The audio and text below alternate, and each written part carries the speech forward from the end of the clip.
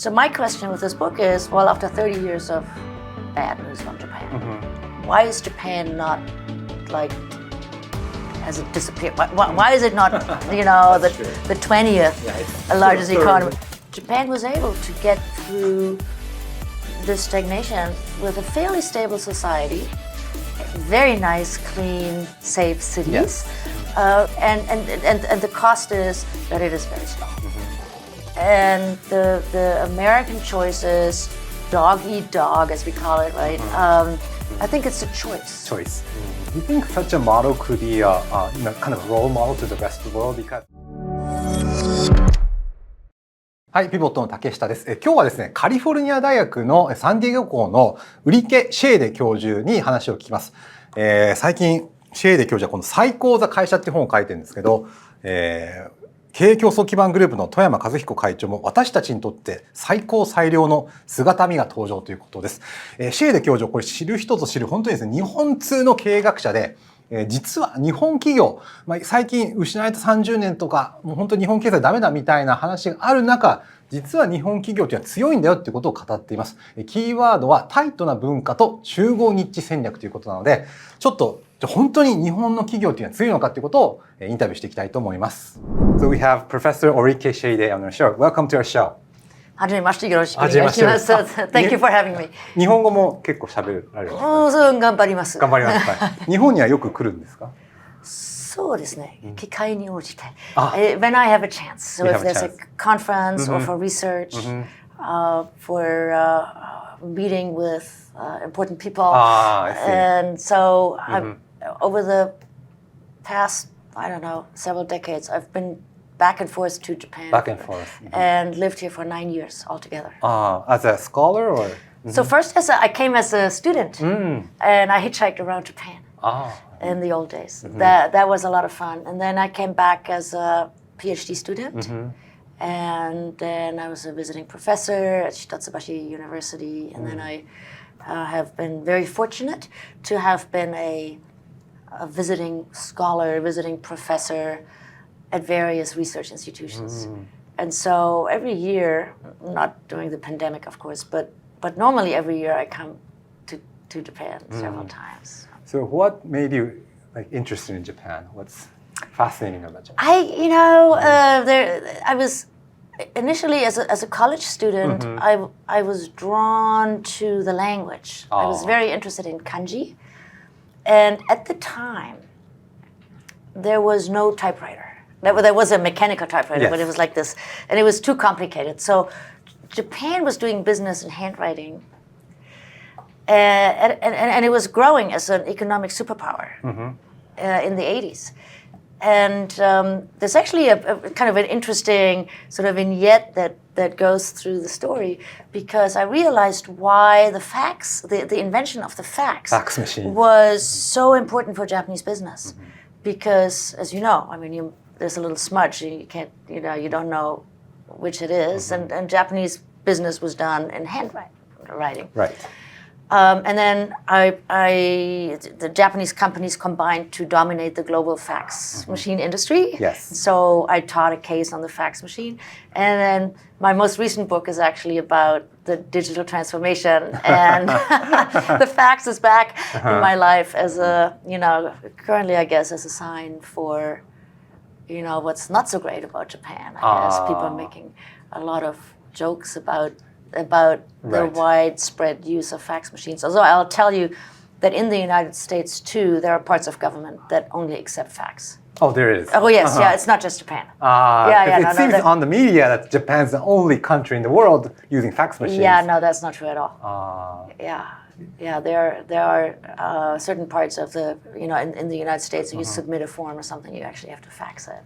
Yeah. So let's not be too harsh on Japan. It's interesting you brought fax machine as a key phrase, because when we talk about Japan over the past decades, we cannot innovate the lost decades, very few women in the workplace. We think about negative terms. And fax machine is kind of a symbol of Japan not changing. So since the burst of the bubble economy, in the 1990s, just many people were trying to innovate Japan, and there's a lot of Kisei Kaikaku. Why do you think it took so long? It took 20 or 30 years for Japan to start the digital transformation or innovate? Yeah.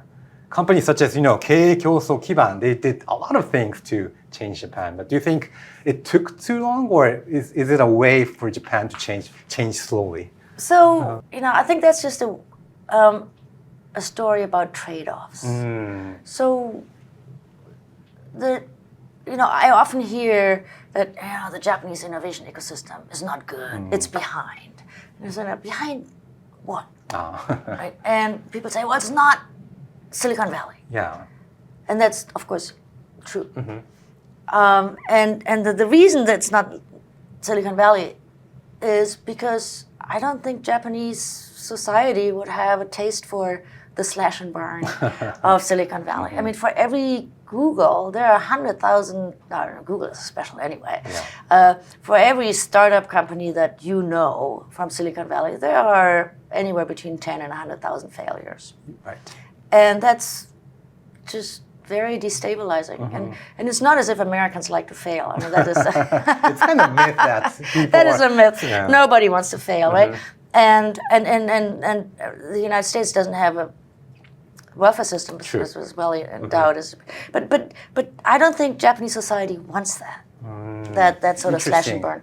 And you could tell a similar story about the hataraki kata kaikaku, that it took 20 years to change this? Yes. Well, what are you doing? Well, we're giving, it took one generation. We're giving society time to, realize, to adapt to the fact that lifetime employment as we knew it is going to phase out. And you can see it now, right? A lot of, you tell me, but my impression is that a lot of young people don't want to be a salaryman of the old anymore, right? It's no longer as attractive. It's still attractive to some, that's great, right? That's fantastic. So let's not throw all of that away, because lifetime employment has a lot of positive parts to it. But let's get rid of the costs of lifetime employment, including giving more flexibility to people who don't want to be married to a company, right? And so the fact that this is slow does not mean that Japan is stagnant. Slow is not stagnant. It's just very deliberate and methodical. And as a result of this slow, purposeful sort of reform, Japan was able to get through this stagnation with a fairly stable society, very nice, clean, safe cities, no major political upheaval as far as I can tell, certainly not compared to some other countries, and and it's all very nice, and that's a huge accomplishment. That's right. I mean, 30 years of stagnation, and to be every time I come to Japan, I'm just amazed how that happened. Yeah. And the cost is that it is very slow. There is a cost to everything, and there are trade-offs. Yes. And the American choice is super high-speed, dog-eat-dog, as we call it, right? Very cutthroat, at least in Silicon Valley. Yes. And you break it, fix it, you make it, you fail, whatever, right? And so, and they call that resilient, because, if there's one person's failure is another person's opportunity, right? And one person's recession is another person's, And in Japan, it's much more measured. So the highs and the lows are not as high and as low. But the advantage is that that the slash and burn is not as painful and as harmful as it is in the U.S. So I can't tell you which is better. I think it's a choice. And Japanese people clearly choose to do it this way. Yes. Because they could do it differently, but they don't. So that must be a choice. Do you think such a model could be a kind of a role model to the rest of the world? Because I agree that maybe people praised Silicon Valley too much. If you look at the other parts of the world, it's not always break and disrupt and innovate. Yeah. Oh, I think Silicon Valley is great. Yeah, I agree. Let's make no mistakes. Yes. It's fantastic. Yes. It's That part I agree, it's yes. fun to go. It's fun to you go, know, yes. and it's like, wow, really? They're doing this, right? Yes. And they've changed our language, and they've changed it. So it's great. But it's not for everybody. And the people that like that should just go there. I think that Japan's system is not so different from Germany's. So there are some places in Europe, and I also think it's a role model. Well, or it's something that other Asian countries look at. I say, so we can actually have an innovation ecosystem that is not so abrasive or so harmful to society, and that's actually attractive. Let's do that. Right? At the end of the day, I think each place will have their own type of innovation ecosystem. I just would hope that we stop talking about Japan's innovation ecosystem as a place that needs to be nourished, or that's not so good, or it's not so global, and all of the negative. That's similar to large companies, right? There are all these negative narratives about Japanese startup companies, but in reality, this system over the last 20 years has grown tremendously, and there's so much opportunity now for people to start their own companies and do things. And so let's just look at that system as it is what it is, and it is contributing to the Japanese economy, and not think about this as something that's somehow deficient. So if that's the case, why aren't a lot of people talking about Japan in like business schools as like a role model or something? Yeah, that's a puzzle. I think there are actually more cases on Japanese companies than you might think. So there are business school cases about Recruit and so forth, and we've written one on AGC and NEC. So there are plenty of cases. But I think part of it is actually that the domestic commentary, the Japanese commentary is negative.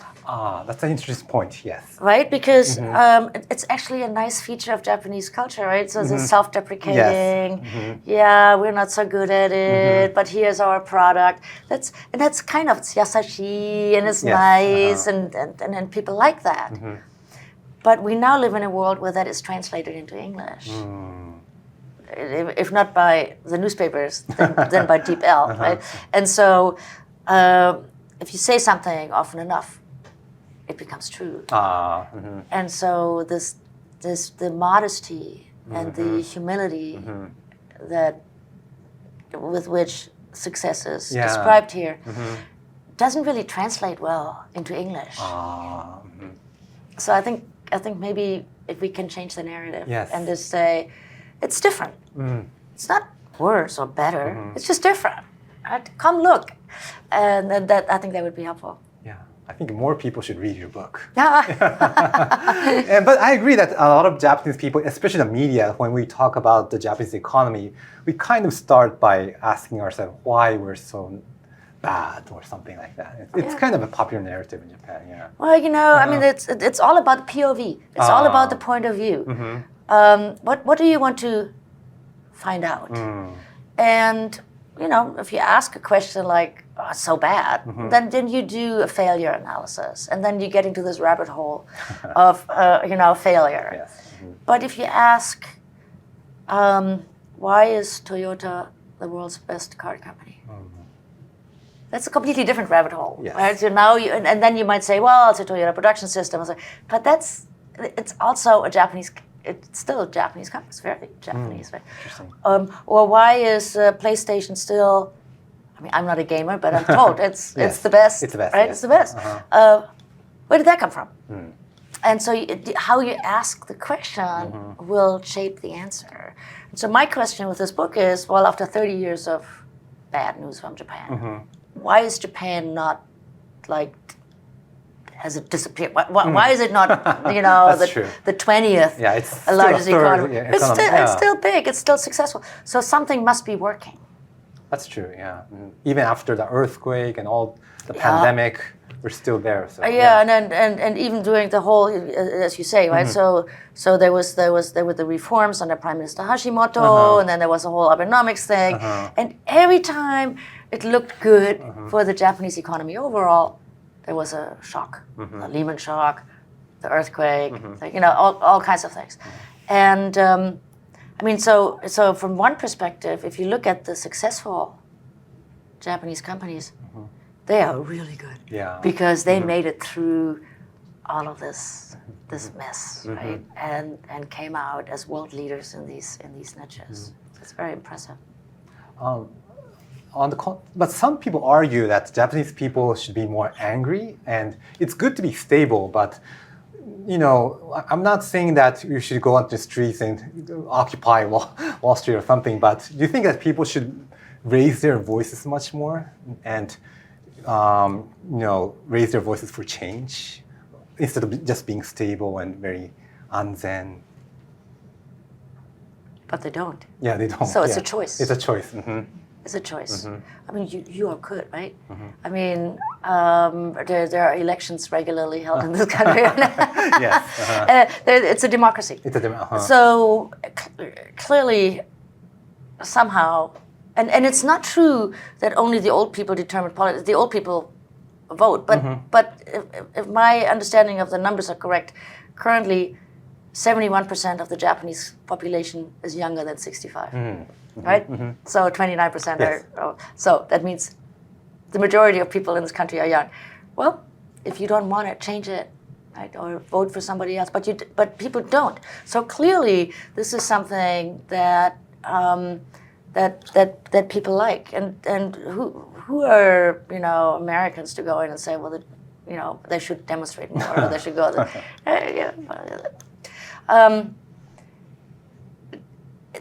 that's difficult, right? It's not really my topic, actually. My topic is what companies do. And there are some companies where people are unhappy and they want to leave. But I think I'm actually encouraged that the tenshoku, the labor mobility, is really increasing. Yes. And so people are no longer stuck in some underperforming company. They can leave, and then there's a market for them, and there's a willingness to hire mid-career somewhere else. And so there's a new mobility. It's just that's just sort of the more quiet way of bringing about change. But the fact that it's quiet doesn't mean it's not there. That's a great point.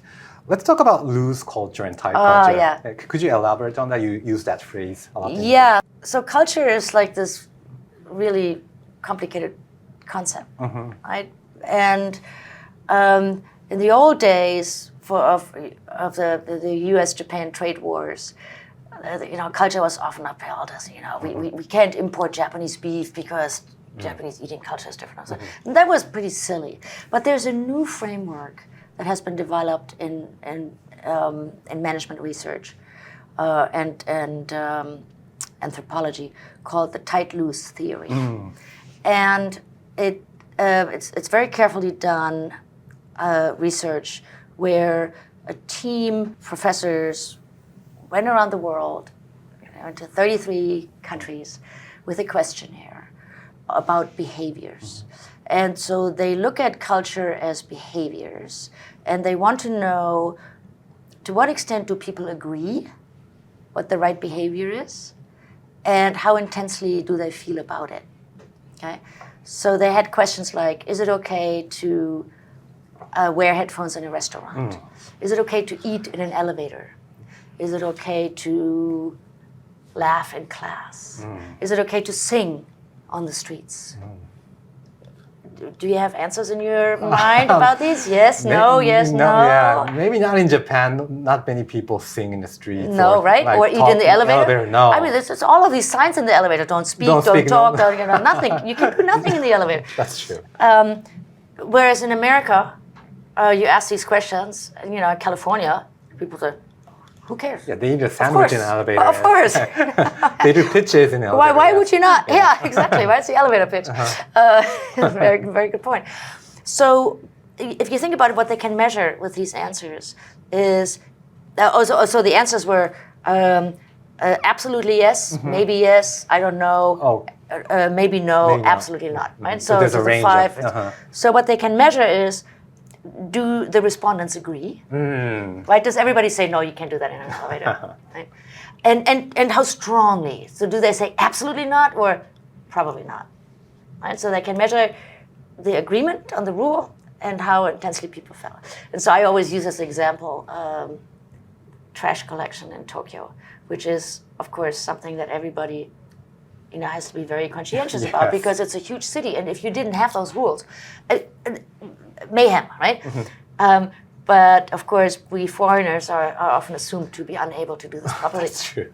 So we move into an apartment, and immediately there's a whole brochure, and it's Monday and Tuesday. And of course, I want to do this right? Because I want to be part of the society, and I don't want to be hen nagaijin or baka nagaijin. So I pay good attention, and I try, and so I go out. And it's Monday, and I thought it was Tuesday, and I have the wrong garbage bag in my hand. Do I drop it or do I bring it back into my apartment, right? And if I were to drop it, Bajhan from across the street would come in, right? Yes.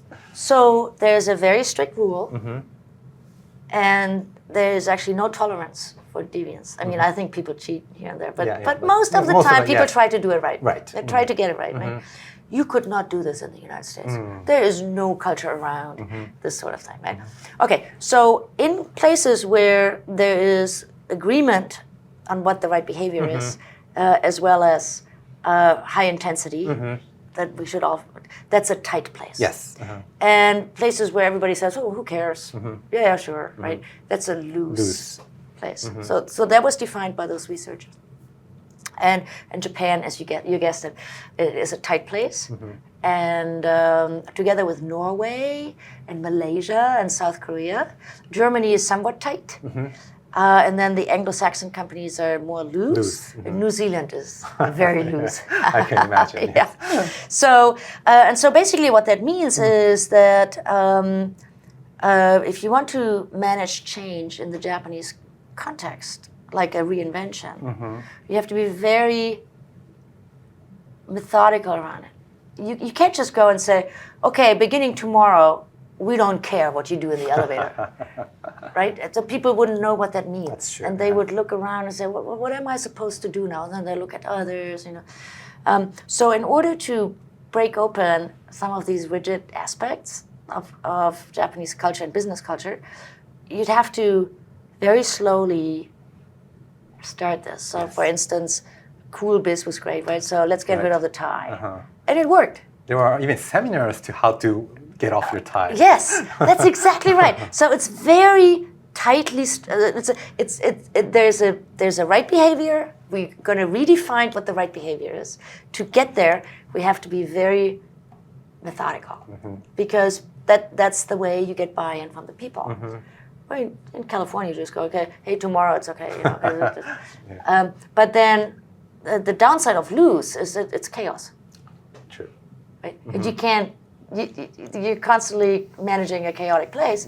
Whereas in Japan, it's actually much easier to manage towards a certain outcome. Because once you have the people behind you, they'll just do, everybody's trying to do it the right way.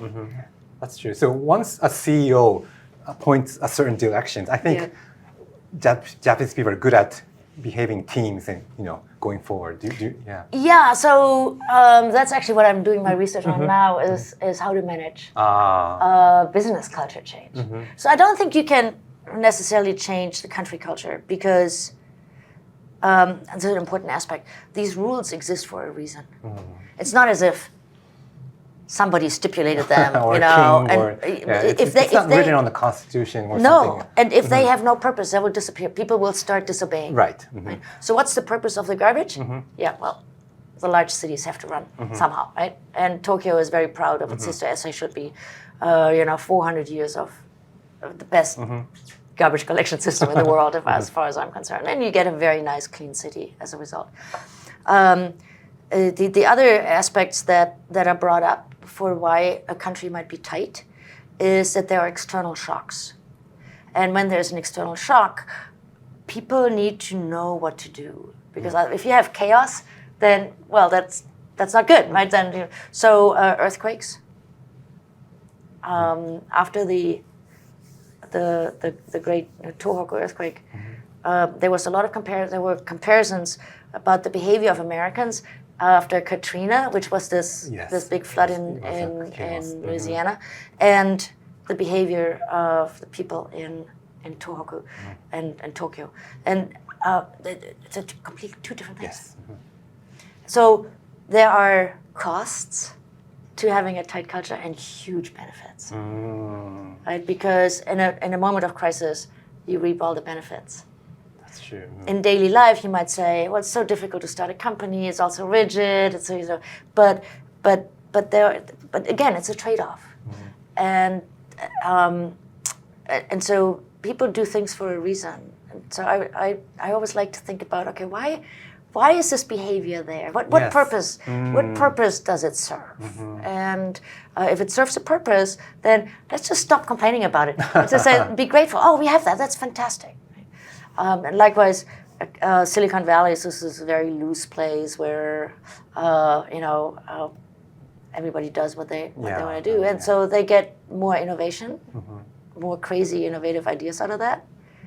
But they also get much less agreement, when there's a bad situation on what the right behavior is. Yeah, I agree, because when you look at history after the Meiji era or after World War II, once the Japanese people understood the shock, we went straight forward.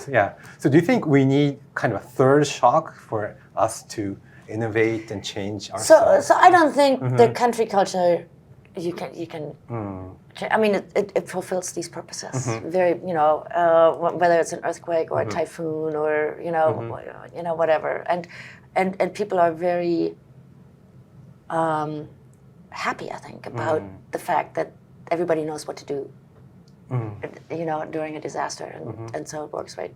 What you can change are smaller settings, right? So your behavior when you go to a symphony concert, Beethoven, it's very quiet. Yes. But your behavior when you go to karaoke, so completely different, right? Or the baseball stadium, and so and those are behaviors. We agree that when we go to Beethoven, we sit quietly. Yes, very tight. Well, even Americans like this. Yes, right? I mean, if the world does this. The world does this. Beethoven has the authority over us somehow. So even tight cultures have these outlets like karaoke. But basically, what I'm getting at here is that behaviors differ by setting, and so companies have behaviors. Right, and so the behaviors at Rakuten or Recruit are very different from some JTC company, some Showa company. People behave, they dress differently, they speak to each other in different ways. If you think of culture as behaviors, then you can actually change them. Right? It's very difficult. It's very hard to do, but that's actually my next research project. So I'm going to work about. So speaking about the changing culture, about garbage. When I see Japanese people go abroad, they just become loose. Yes. They don't even take off the plastic label of the PET bottles and they just throw it away. Absolutely, because there's actually some research on why this is. So when we go someplace, we try to fit in. So we look around, what are these other people doing? And then we do the exact same thing.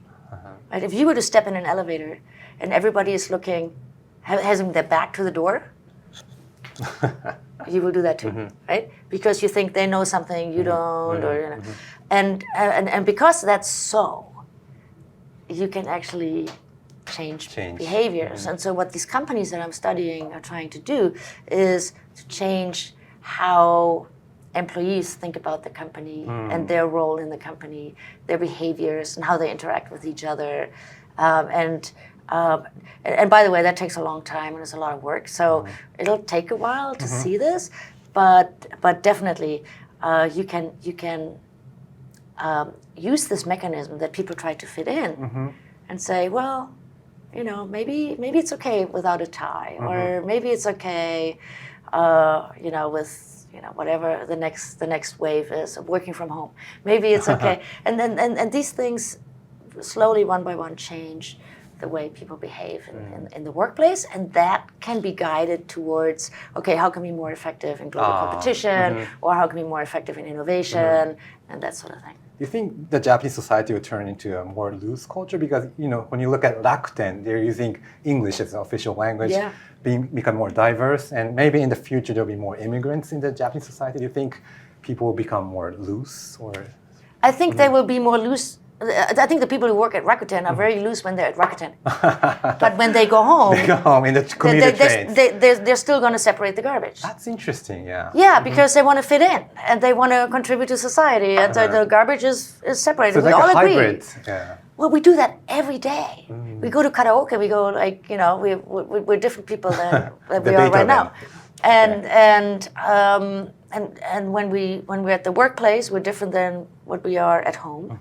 And when we're in the subway, we have the mana mode and all of that. Yes. Yeah, and then when we go in a coffee shop, then maybe not. And so we do this all day long, and that's why when we go abroad, we've seen gaijin in Tokyo going like this on the phone, yes. right? It takes about a week for them, so on the subway when they're noisy, they've just arrived. But after about 7 days, they're toning down. And when Japanese go abroad, they've actually done studies that if the street you're on is very clean, you're much less likely to litter than when you're on a dirty street. When you're in a dirty street, so it's already dirty, But if this, no, this is clean. I'm not gonna drop anything. Theory, yes. Yes. We take cues. It's called social proofing. We take cues from the people around us, and then we try to do the same. Yeah, and so when Japanese go to Silicon Valley, they're suddenly in this loose culture. Yes. And many companies do this now, that they take their employees to Silicon Valley and spend 2 weeks, breathe it in. Become loose. Yeah, breathe it in. And then when you've acclimated, let's do some thought exercises on how we can change our company. So I've called that innovation tourism, which is a little bit mean, but I think actually it's a very good thing. That if you bring enough, if the traditional Japanese companies bring enough people to Silicon Valley for just a little bit, to plant a seed of what it could be, then they can change the culture here, maybe. So finally, I'd like to talk about Anzen Daichin Meiyaku, which is a very interesting concept you mentioned in your book. Could you? Yeah. So that's part of this tight story, culture. right? So when I first came to Japan, I hitchhiked around, and I couldn't speak a lot of Japanese at the time. There was a lot of construction because Japan was growing fast. Yes. And I saw this green cross with Anzen Daiichi. Anzen Daiichi. And I thought, this must be the national motto, right? Because it's everywhere. And, there's nenotame is a similar expression, right? So let's just make sure. And it's part of this tight, behavior around danger, which comes from the earthquakes, I think. In a company, that's potentially a problem, because if everybody's doing Anzen Daiichi, then you never get any risk takers. No innovation. No innovation. So I've spent quite some time in large Japanese organizations, and so I've observed 3 types of behavior in large companies. Always be polite. Be appropriate, which means, so polite is sort of kind of nice. That's a characteristic. Then be appropriate, which means fit in. So don't dye your hair green or something, right? And don't cause a meiwaku, which means don't do things that inconvenience others. Does meiwaku translate into English? Or other languages? I mean inconvenience is what, but it really is. It's bother. Don't rock the boat. We would say don't rock the boat, right? Don't cause any waves. Just go with the flow, and and so if you look at that and agree with that, then there could never be any change, right? But if everybody's always polite, appropriate, and doesn't cause a meiwaku, then there is never any change. So happily, I think you can actually get away with doing 2 out of 3. So if you're very polite and very appropriate, he can actually rock the boat. Right? And so that's what the reformers are doing. Being polite, but also at the same time rocking the boat. And that works because we actually don't like perfect people. People don't like perfect people. We like people that have a little bit of a flaw. So you could actually get away with, not green hair, but I mean, you work in a large company and you decide that you want to, not wear nice shoes when you come to work with sneakers, and people say, that's a violation of the dress code, right? But you're otherwise very polite and you never rock the boat. You can get away with it. And so the reformers can play this. And they can either speak out of order at a meeting if they're otherwise appropriate and don't rock the boat, or so they can be impolite and rash, or they can be very kind and polite and actually do something that brings about change. So there's hope that even within the tight setting of Japan, definitely change is possible. There's a different process from a loose place. So 2 out of 3 is like the magic number. I think that's what I observe. That's true, because a lot of the reformers in Japan, in politics and business, they wear a tie, they're polite, but their ideas are crazy. Yeah. But people listen to such. That's right. Yeah. We like that, right? You like that. And it's acceptable because they're only doing one. The opposite of this is the Yakuza, right? they do all 3. They're impolite, they're urusai, and they rock the boat. It's like, we don't like them. We don't like them. Sorry, kawaii. But if some person wears a tie, being polite, we listen to them. And then they can say, okay, stop it. This is silly, let's stop this, right? And so you get some ministers or some bureaucrats that actually do that. Okay. So my favorite sumo in those days was a fellow named Mai no Umi. But he was still skinny, like 100 kilograms. Right. And Mai no Umi came to be known as Waza no Depato, the department store you know of techniques. If they want to win against these very large players, including from China, they have to go on a diet, they have to become fast and nimble, and they have to become the Waza no Depato. So, which I call aggregate niche strategy, but it's